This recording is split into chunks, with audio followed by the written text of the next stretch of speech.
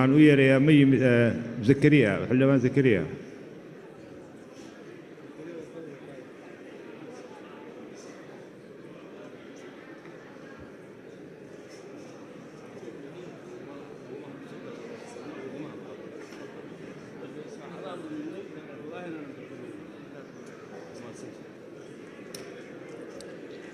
بسم الله الرحمن الرحيم والصلاة والسلام على أشرف المرسلين. السلام عليكم ورحمة الله وبركاته. لبدا قدومية لبدا أقل حلبان نضع لبدا أقل قدقى دور شوينكا يقدقى أنشحة مرت شرفك warbaahinta ciidamada nabadgelyada iyo kuwa qalabka sida way salaamaya marweyne mudanaya maanta maalin taariikhi weeye ama waxay noqon doontaa maalin khayr ama waxay noqon doontaa maalin shar waxaan ilaahay ka baryaynaa maalin khayr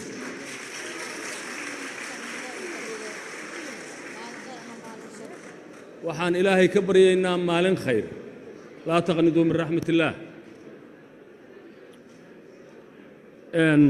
markaan arkay tirada murashaxiinta oo aad u badan waxaa la doonahayaana hal kursi yahay markaan qiyaasay jawiga guud ee doorashada markaan anugu isqiyaasay intaan cod haysto oo aan ku sameeyay statistical data analysis waliba standard deviation keedu uu ka badan yahay 90%.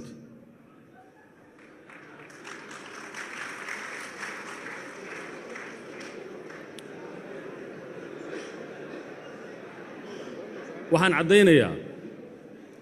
inaan ka tanasulay murashaxnimadaydii laakiin fursaddan aan rabo inaan uga faa'iidaysto hadalla aan badnayn oo mahadha ah oo taariikhiya litaariikh waxaan rabaa inaan idiin sheego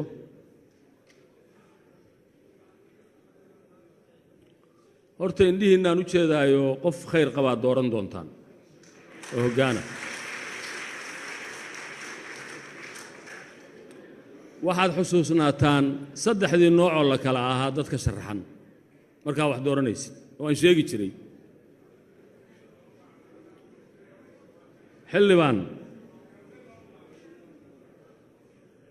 maantay waxaa qalinkaas iyo farahaaga ku jira masiirkaagii adiga kii qoyskaaga iyo kii qarankaaga